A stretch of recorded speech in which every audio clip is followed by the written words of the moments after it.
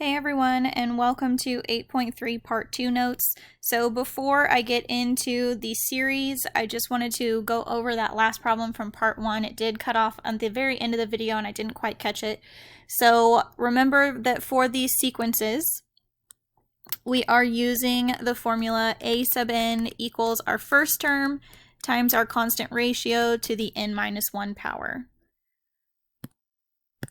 So what I'm going to do is I'm going to take those and set them up based on the information that I know. So I have negative 160 equals a sub 1 times r to the 3 minus 1 power. So that 3 is plugging in there because it's the third term. I'm going to simplify that so I get negative 160 equals a sub 1 r squared. And then I'm going to solve that for my first term, so I'm going to divide that by r squared. Okay, then I'm going to do the same thing for the next problem. So I have 20 equals a sub 1 and r to the 6 minus 1 power. So it's going to simplify to the 5th power there for the r. Then I'm going to take this information and I'm going to plug it in for that first term. And that simplifies here to an r cubed. So I have negative 160 r cubed equals 20. I'm going to divide by that negative 160, and I get r squared, or r cubed is equal to negative 1/8, and then take the cube root of both sides. So r is negative 1/2. Okay, we plugged that in up here. So I have a sub 1 equals negative 160 over a negative 1/2 squared. So I get my first term is a negative 640. And then I'm going to plug in both of those pieces to find my rule. So my sequence is negative 640 times a negative 1/2 to the n minus 1 power.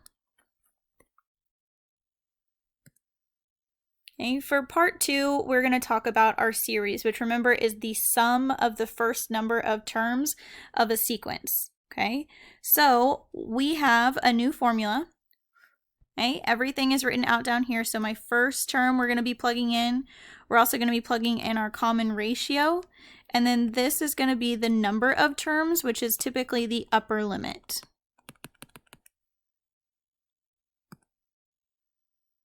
So for our first problem here, we are going to plug everything that we know into our equation. So I know that the first term is a 4. Now some of you guys are probably thinking, how did you know it was 4? Okay, there's a couple ways you can do it. You can plug in a 1 here and solve, but remember that our sequence equation looks like the first term times the common ratio in n minus 1.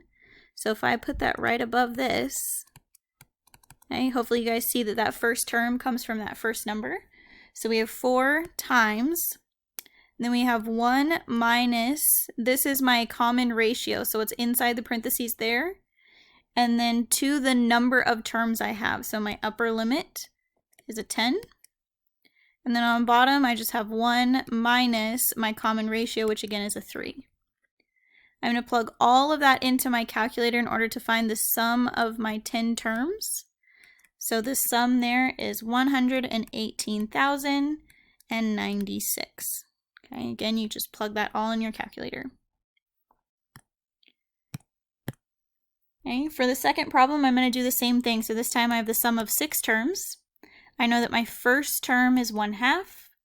Then I have 1 minus my common ratio to the number of terms over 1 minus my common ratio. I'm going to simplify all of that, so plug it all into my calculator, and I get 1,953.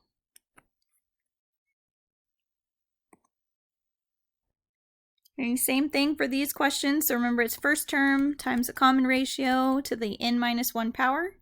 So for these, I know that my sum of these 9 terms is going to equal my first term, that's a 6, times 1 minus my common ratio, that's a 7, to my number of terms. So I have a 9 over 1 minus my common ratio, which is 7.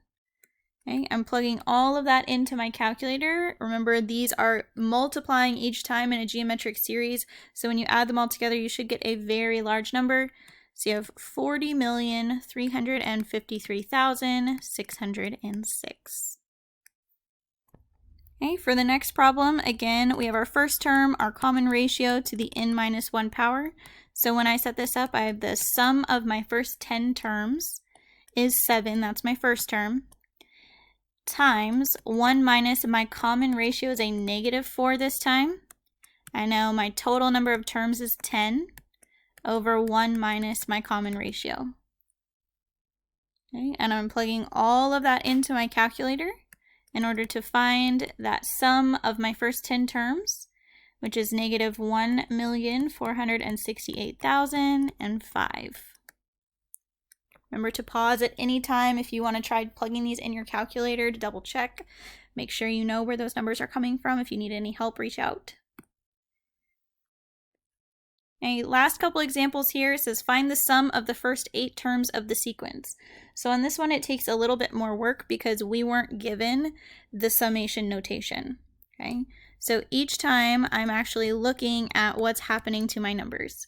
So to me, it looks like I am multiplying, okay, because the number itself is getting bigger even though it's remaining negative. So I'm multiplying by a positive number, and that positive number is a 4. So I'm going to go ahead and write the summation notation. So I'm starting with my first term, which is a negative 12. I'm multiplying by 4 each time. So there is my rule. And then it says find the first 8 terms for my sum. Okay, so I have an 8 on top of my upper limit. So the sum of the first 8 terms is my first term, negative 12, times 1 minus my common ratio is 4. We have 8 terms total, okay, over 1 minus 4. And I'm going to plug all of that into my calculator. And I get negative 262,140.